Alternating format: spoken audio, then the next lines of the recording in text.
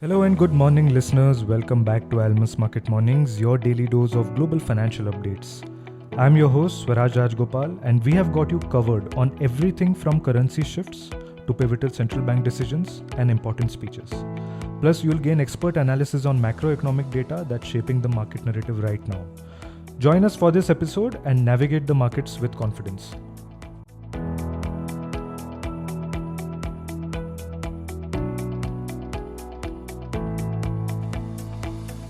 Today is the day many are waiting for. The results of the largest democratic exercise in the world will be out today.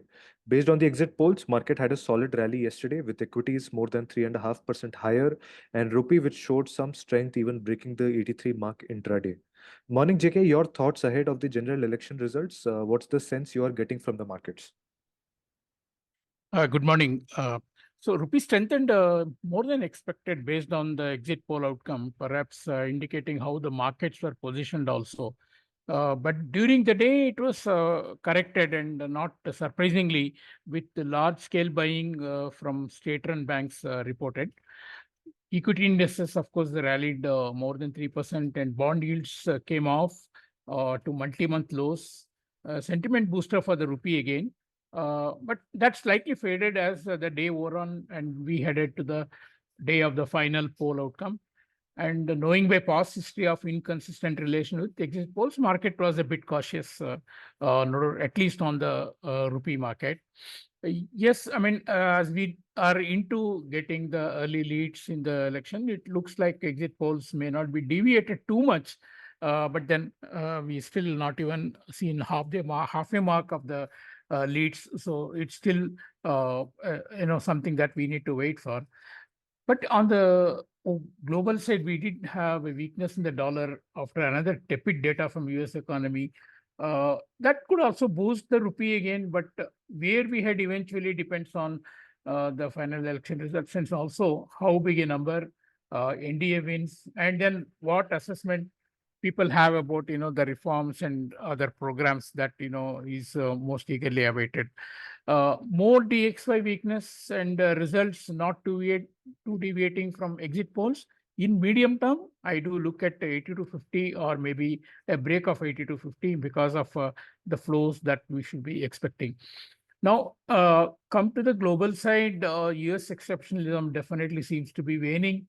Economy the economic weakness is getting entrenched as again the survey of ISM Institute on manufacturing showed yesterday, sliding to 48.7 from 49.2, again in contraction territory.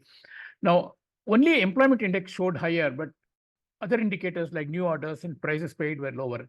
Now, coming close on the heels of the dip in PC inflation last week and also 4-year low in Chicago PMI, the number adds to conviction about economy definitely struggling under the weight of high interest rates and inflation.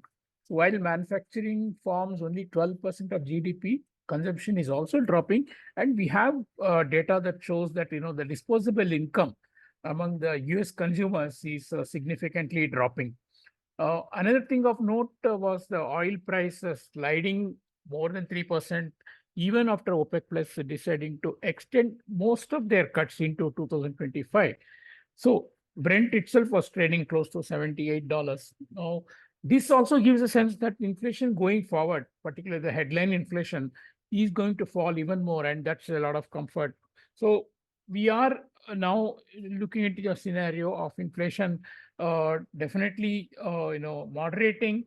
We already had signs from the US economy in the CPI and also the PC inflation number. So that should be a negative factor for the dollar, because now we see the September rate cut prospects have increased to 60%.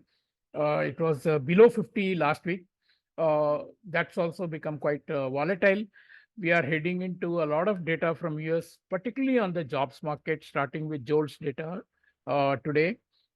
Then we have a monetary policy from ECB on Thursday. A lot of discussion on ECB, how far they should go on their rate cuts, because economy is not doing badly and inflation seems to be returning there. So these a lot of things to look forward to. And then, of course, going forward, we have a FOMC meeting next week, along with the dot plot projections and India's own monetary policy. Just after the the outcome of general election. So very interesting and very eventful times that we are looking forward to, and more volatility in the rupee is definitely assured. Thank you. Thank you, JK. And rupee strengthened more than expected yesterday, but during the day, due to large-scale dollar buying by the PSUs, that led to some recovery for the dollar. And there is also a broad global dollar weakness post the weaker ISM PMI numbers, which might again further help the rupee. Of course, all eyes are on the election results now, which will be out today. So do tune in tomorrow as we discuss both the election results and its impact and how you should be placed for the moves in the rupee. That's it from us today. Thank you so much for listening.